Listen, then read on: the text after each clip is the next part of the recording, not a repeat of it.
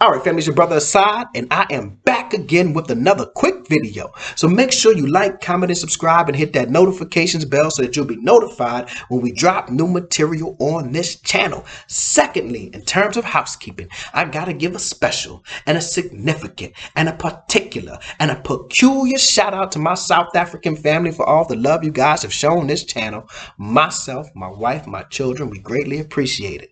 Third, in terms of housekeeping, we have to remember that on August 27th at 2 o'clock or 14 o'clock, 2 o'clock in the afternoon, write it down, put it in your phone, put it on your calendar, write it on the sticky and put it on your refrigerator, right? August 27th at 2 o'clock, we will have our next meetup. And I put a poll on the community tab of the YouTube page so that you can go there and vote, right? It's for choice. This is democracy in action. This is democracy in action. So go and vote on which place you think we should go, right? Or have this meetup. And if your vote is with the like minds of the other voters, then that's where we go. Right? And we're going to go there and we're going to laugh loud. We're going to talk loud. We're going to eat, drink, and be merry. And at the same time, do something radically simple and revolutionary. I said radically simple and revolutionary. Now, how is it revolutionary?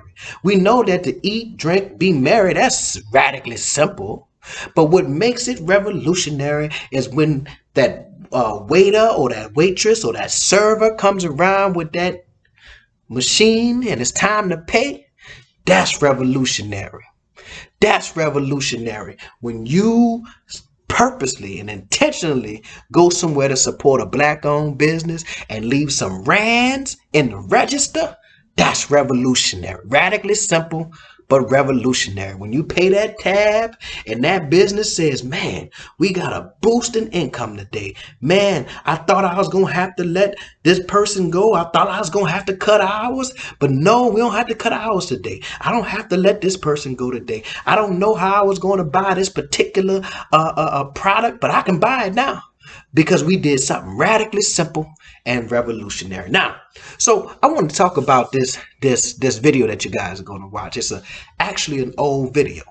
We have had this channel for a while, and we were never really consistent at uploading. So a lot of videos got like 200 views, and we was like, "Woo!" We used to get buku excited. 200 views. You see that? Come see Adrian. 200 views. But anyway, so and I mean, it's not like we're getting a million views now, but some of these videos I think were very, very interesting. And so this video is actually about a connection between South Africa and black Greek letter fraternities and sororities on black college campuses or on college campuses in the United States, right? So you're going to hear a few acronyms, and I want to make sure I explain a couple of things. So you will hear me say HBCU, HBCU. Now, I'm sure some of you guys know what that is, but for those who don't, an HBCU stands for Historically Black College and University, or university, right? So obviously we had our own apartheid in the United States called Jim Crow, separate but equal. And for the longest, black Americans were not allowed to attend many of the white colleges and universities. So we either created our own, or different church organizations created these historically black colleges and universities. And there's about 107 of them, right? Mainly concentrated in the South and on the East Coast of the United States. So, and when you go to an HBCU, you will find Black Greek letter organizations. And these organizations, you know, they have different personalities, different characteristics as organizations, but at the root of them, each organization is 9 of them, right? The Divine Nine is what they're called, and there's some sororities and some fraternities, and they are. But at the root of them is service and brotherhood or sisterhood and scholarship. That is the root of these organizations. So you may hear me say PWI. which means primarily white institution. So that's the opposite of a HBCU. So, and you're gonna hear me butcher a South African name. I don't. You'll see it because I'm gonna butcher the name. I just, yeah, I'm not Adrian. So, but I think this is a very interesting look at this connection that is not widely known. Right? It's known by some, but it's not widely known. I don't think most African Americans could tell you where stepping originated, and I'm not sure that most South Africans know that Black Americans are over here doing stepping that has connections to South Africa. So I hope you guys enjoy this kind of rewind video, right? Yeah, that's it. So enjoy the video, and we'll be back with another episode soon. What do these jackets and black college fraternities and sororities have to do with coal miners in South Africa? Find out next. Intro.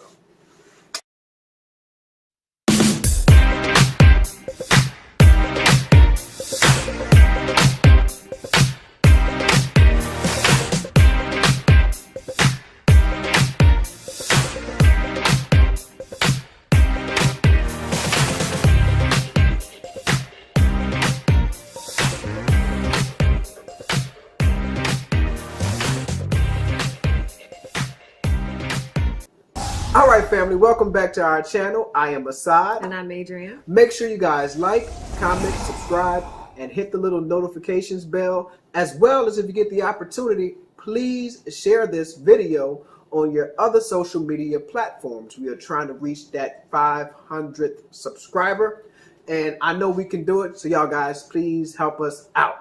So today we have a very interesting show and a very interesting connection that we have made with South Africa and some of our Black Greek letter organizations, or better known as Black fraternities and sororities. Right? Yes. So let's get started. So what does South African coal miners and Black fraternities and sororities, collegiate fraternities and sororities, have to do with each other? I'm probably like most people, nothing. That's what most people would say. And most people would be wrong. And that's why we're doing this episode. So, you ever heard of gumboot? No, I've heard of gumbo. Gumbo? Well, they're a little different. Just a little bit. So, gumboot is a type of dance that we actually saw the dance in South Africa. You remember when they were dressed in the things and they were doing they had the boots on in Soweto. Right. Okay, I remember that.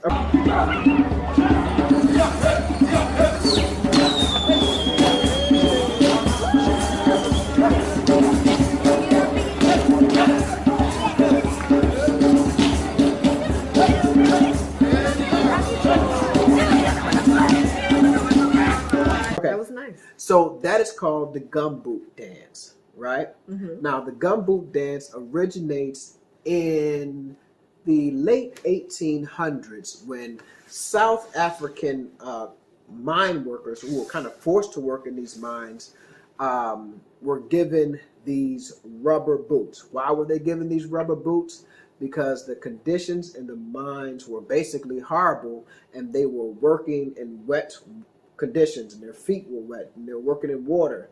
And you know what happens when your feet get wet? Mm-hmm. You end up with sores and infections. So instead of the European mine owners actually putting in drainage, they gave the workers these boots. So that kind of became their uniform: boots, some jeans or some overalls, maybe a bandana. And also, they were not oftentimes allowed to communicate and talk with each other. So the ingenious nature of the African kicks in. And we talk about this every time. What did they say when we were in Colombia about how they would like braid a map route into women's hair You know, like to escape slavery, and they had the like free areas where maroons would go, or people runaway slaves would go. Blanket. Yeah, Blanket. right. They Right. would braid it, and the braid would be like a map route. The way that they braided their hair. Africans in South America once again drew from that ancient knowledge, supposedly creating roadmaps or signals to freedom through elaborate cornrow patterns. There's some speculation that an enslaved African named Benkos, who formed a maroon community of former enslaved people, used cornrows as a way to relay messages and identify landmarks for freedom. Or even on the plantation in the United States, when African Americans were singing spirituals, swing low, sweet chariot, coming for to carry me home. And, you know, the white slave master is like, oh, listen to those Negroes sing, not realizing that it's a message that, you know, maybe Harriet Tubman is coming, you know, you know, in the next night or two to help them escape to freedom. So just like that, the ingenuity of the African kicks in, and these South African miners begin to communicate by tapping on their boots.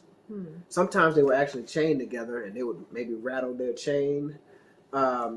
So that is how the dance starts. It starts as a way of them communicating with each other through tapping on the boots, maybe a clapping of the hand. So the story goes that during their off time, they would still continue to practice this form of communication, maybe tapping on the boots, kind of like wasting time, you know. Yeah.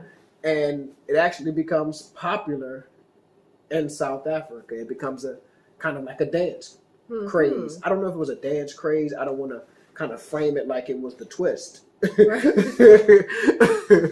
You know what I'm saying? Or what's the little floss dance the children do? I'm not framing it like that. I'm just saying it became very popular. Now, when you see the gumboot dance, there is no denying that the roots of black fraternal and sororital, is that right? It may not be right.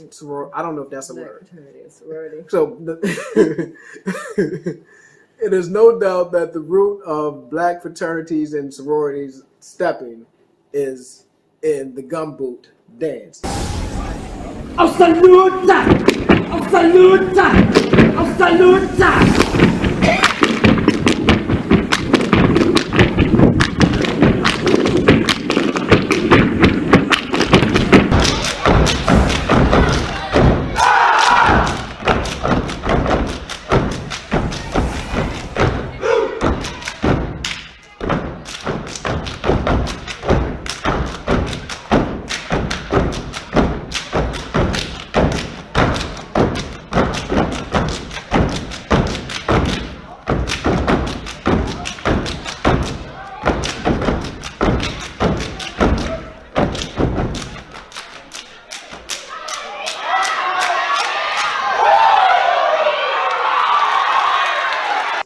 All historians agree on this, right? They agree that at least the basic roots are in the gumboot dance. Which is crazy because, you know, I stepped all the time and had no idea that there was this connection. Yes, No idea. Yes. You just thought stepping was always a part of it.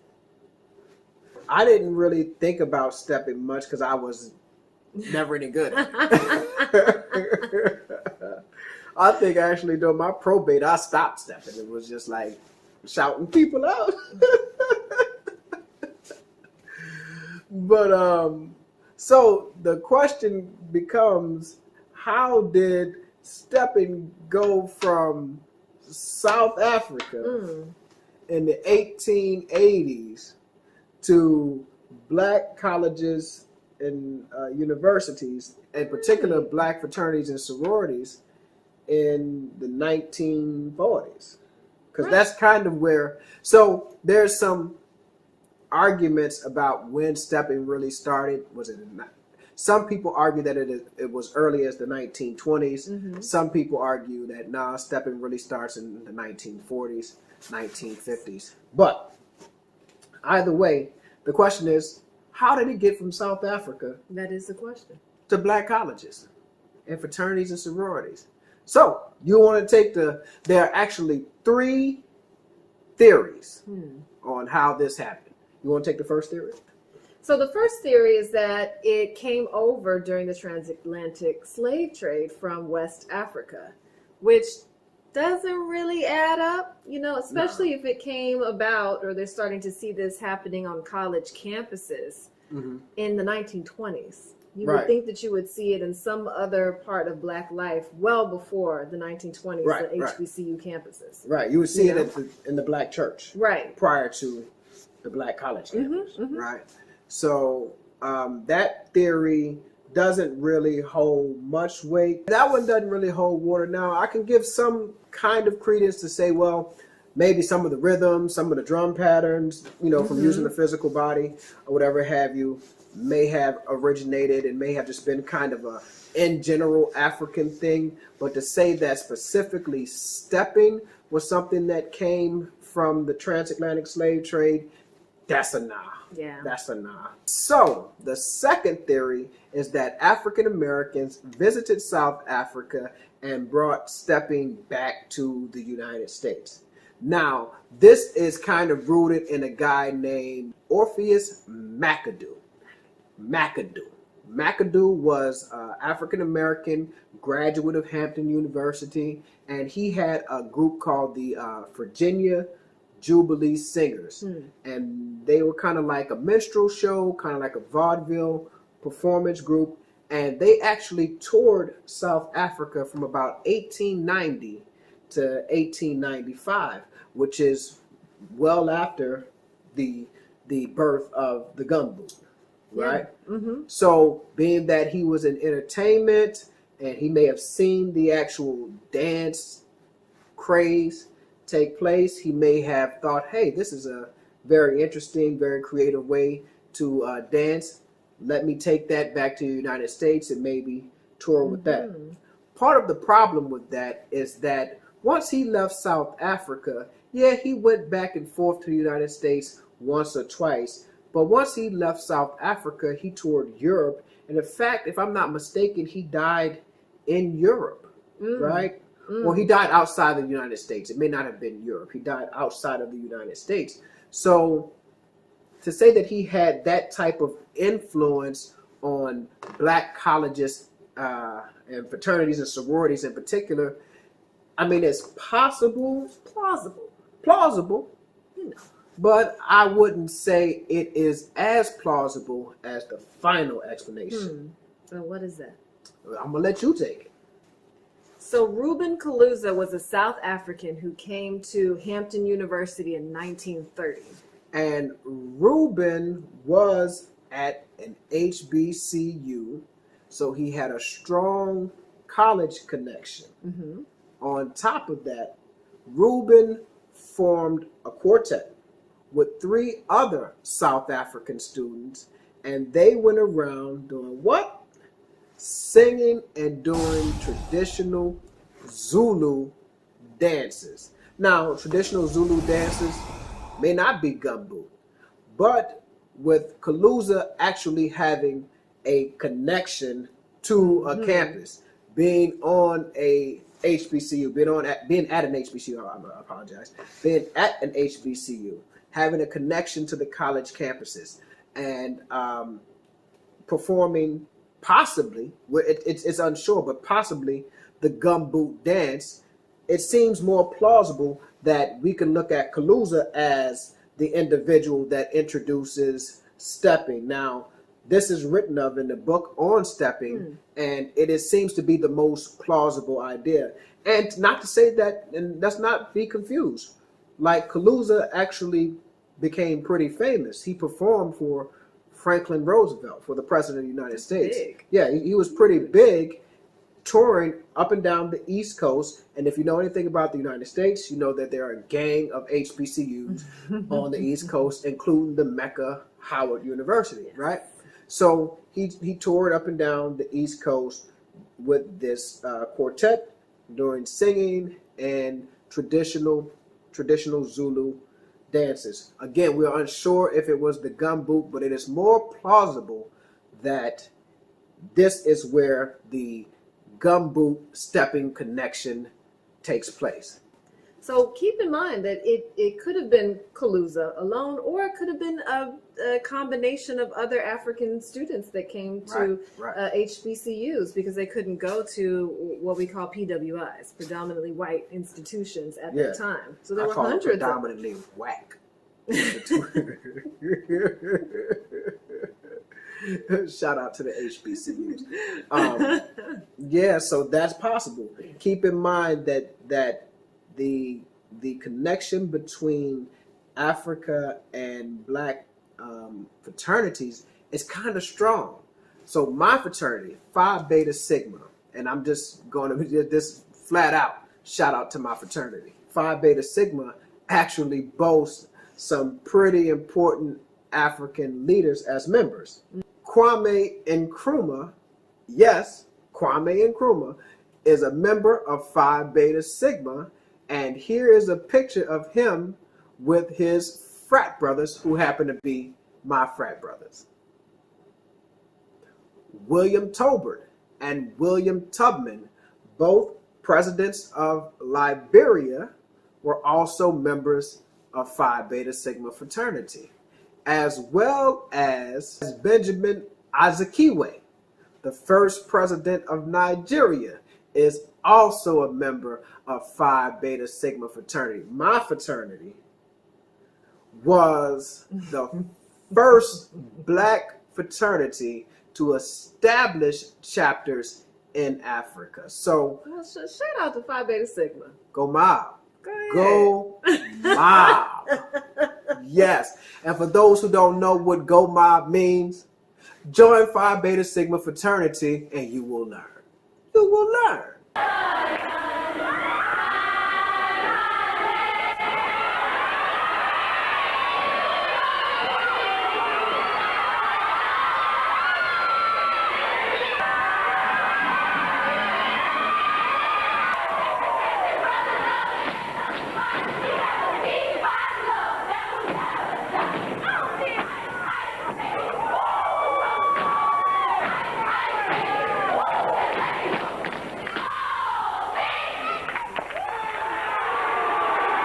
Yeah, I mean, stepping has gone way past the college campus. It's churches have step teams, high schools have step teams now. Right. They just have community step teams. Like it's blown up. It's blown up. It's a big deal. It is a big deal. So there you have it. The strange and interesting connection between South African coal miners and black Greek letter organizations, aka fraternities and sororities. Stepping. Stepping is an African, I guess it's a tradition or an African dance, South African dance that made its way all the way to the U.S. And now we go around stepping every chance we get. Every chance we get. All these connections. That's crazy. This is really cool. It is crazy. Shout out to the cultural connections between South Africa and African Americans. And believe you me, we have much, much more. So make sure you guys like, comment, and subscribe. If you get a chance, please share this video and tell your family and friends about this channel because we have a lot more interesting connections between South Africa, African Americans, and Africans in the diaspora. So, anything else? Nope, that's it. That's it. Well, thanks for joining. outro.